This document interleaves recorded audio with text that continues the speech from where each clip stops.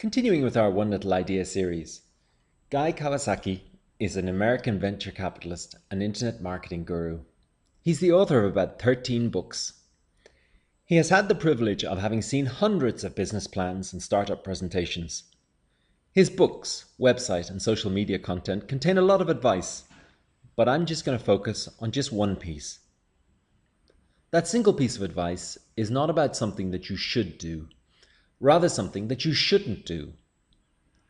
When you're writing a business plan for anything, either a startup or an existing venture, the one thing not to write on paper or to say in your presentations is along these lines. The market size is X. If we just get Y% of that market, then... There's a few reasons for this, but probably the most important one is very well explained by Daniel Priestley. Daniel Priestley is the author of these 3 books, and one of the key points that he uses is the idea of income distribution. He points out that it's a winner-takes-all world. The way in which it is shown is that in every industry there are a few big winners, both in terms of individuals and companies. On the y-axis, we can plot income. On the x, we have the individuals who receive that income. We could also plot market share on the y, and the organizations or companies with that market share on the X.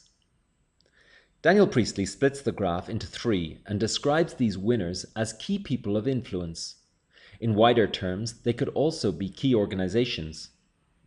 Those further out he describes as worker bees. These are individuals or companies that are able to make a living in the industry, but are not at the top by any means. Beyond that are those which he terms the newbies. Those that maybe have only just joined the industry and are probably not managing to cover all their bills. Priestley believes that the number of the super successful is usually about 10% or less in this super winner category. We're all familiar with the Pareto principle, the 80-20 rule. In this case, it seems to be 90-10, but that could be due to the fact that those at the edge are pretty loosely affiliated. They aren't that committed, and maybe can't be legitimately included. To look for a firm number here would be to split hairs and not a productive use of time. In many ways, when looking at this graph and thinking about pure income, what we are looking at is similar to the findings of Thomas Piketty, the French economist and author of Capital in the 21st Century.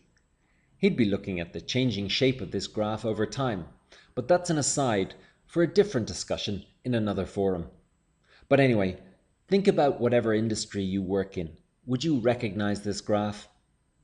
Now, think about a venture capitalist like Guy Kawasaki listening to your pitch when you're looking for funding for your venture.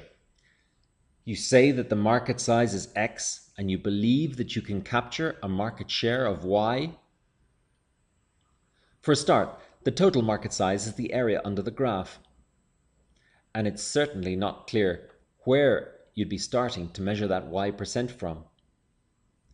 And even if your Y% is a big number, you'd be so much better off to be redefining your product and industry and coming up with a blue ocean.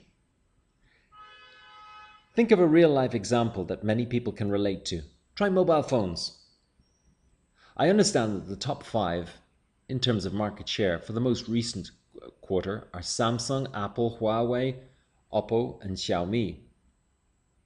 Having said that, I've just seen recent numbers from Xiaomi, which looked pretty bad. I'm not sure if they're retaining that position.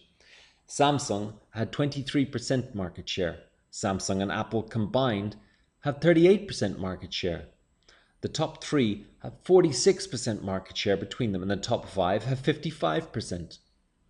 This leaves the other players to fight over the other 44%. Consider what life would be like for the world's 10th biggest mobile phone maker, which I understand is the Indian company Micromax, with something like a 1.8% share. Now, consider again the funding provider presented with the concept that you wanted to introduce a product that you think will capture X% of a market. It's not a good idea. You must define the product or service offering much better than that. You must always be thinking of becoming the best at what you do and never dream of creating something that will be out in the outer areas. I'm sure that Micromax never spend any time thinking about their global position. They're thinking about their specific niche and marketing to the various cultures within the world's second biggest market. And in the niche they have defined, I'm sure they are very close to the top. This is just one example where someone would have real trouble in pitching. If we can just get 1.8% of this market, the key is to avoid it and to define your market much more clearly. In our next scribe, we talk about drilling down into the product lifecycle and getting to what your real niche is. Ideally, it has to be a blue ocean in some form, unless you are planning an industry consolidation or roll-up. If you don't have that blue ocean clarity, then you must go back and look for whatever it is you want to offer. In our next scribe, we are looking at exactly that, the concept of the product lifecycle. We're only starting.